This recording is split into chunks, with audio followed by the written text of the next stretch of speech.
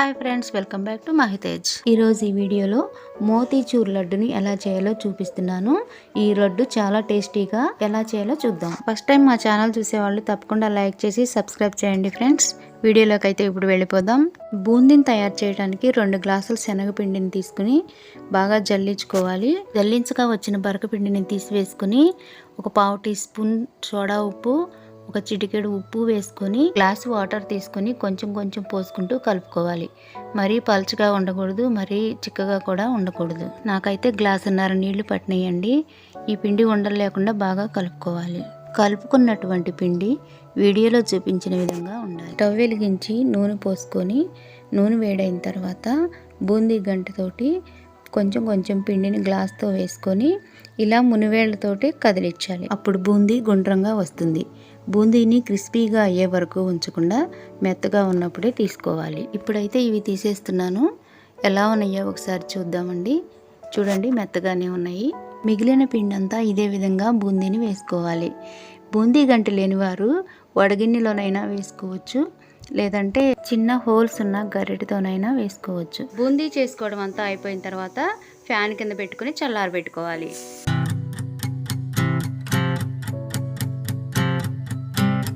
గిన్నెలోకి కాస్త నెయ్యి వేసుకుని కిస్మిస్లు, జీడిపప్పులు వేయించి పక్కన పెట్టుకోవాలి.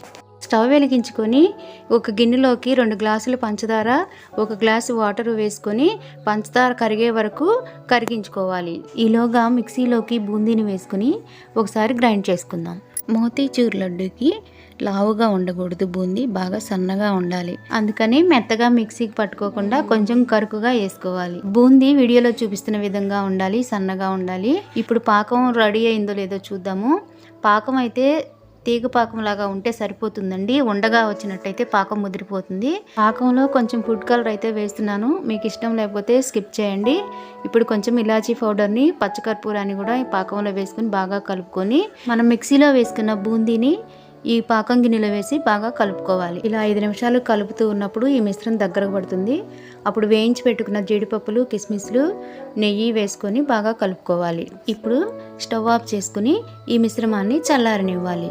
గోరువెచ్చగా ఉన్నప్పుడు మన చేతికి కొంచెం నెయ్యి రాసుకుని మనకు కావాల్సిన సైజులో లడ్డూలు చేసుకోవాలి. చూడండి, లడ్డు ఎంత చక్కగా వచ్చింది కదా. ఇదే విధంగా లడ్లన్నీ చేసుకోవాలి.